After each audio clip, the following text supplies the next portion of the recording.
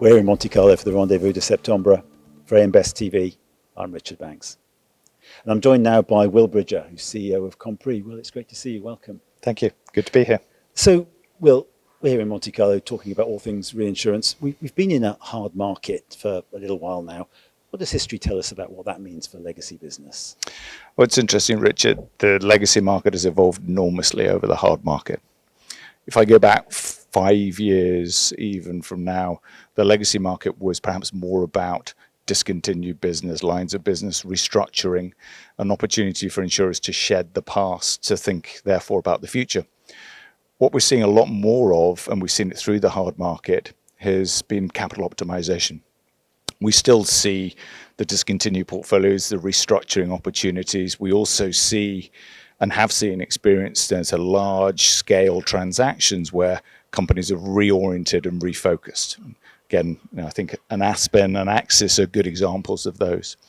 But really now, a large proportion of our opportunities and our strategies are all around capital optimization for cedents. So, legacy business, I guess, is reliant on sympathetic investors. What sense do we have about investor sentiment for this segment at the moment? Well, I think very similar to the reinsurance market, investors have to be patient, and you need long duration capital to match long duration liabilities.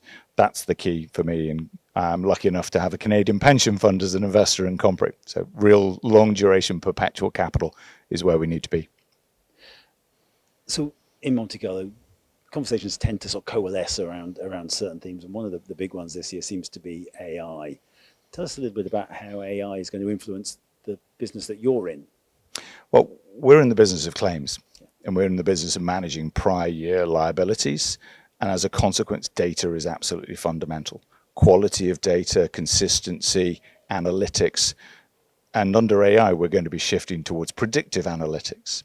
So I think it's hugely relevant for us, and certainly what we're seeing as the earliest adopters of AI is the claims world, whether it be legacy claims or live claims. I think we can really differentiate here. And challenges? Challenges, regulation would be, for me, a particular challenge, and I think regulating data under an AI scenario as we start to bring different pools of data together, and just making sure we have in the legacy market, we're typically very high bodily injury claims, just making sure that we manage data integrity, data quality, as well as data governance. So one final question, if I may, Will. What issues are being missed now that will matter most in the future? Latent claims, PFAS, and remember asbestos. Asbestos is still the journey that's going to continue for another 30 years. Are there other scenarios like that? And I think understanding where the tail is on certain classes of business, cyber would be a good example. We don't tend to see much cyber come our way, partly because I think people are unsure where the tail is really on cyber. So cyber, a short tail business or a long tail business? That's a very good question. We'll tell you in 5 years. Well, thank you very much indeed for joining us. Thank you, Richard.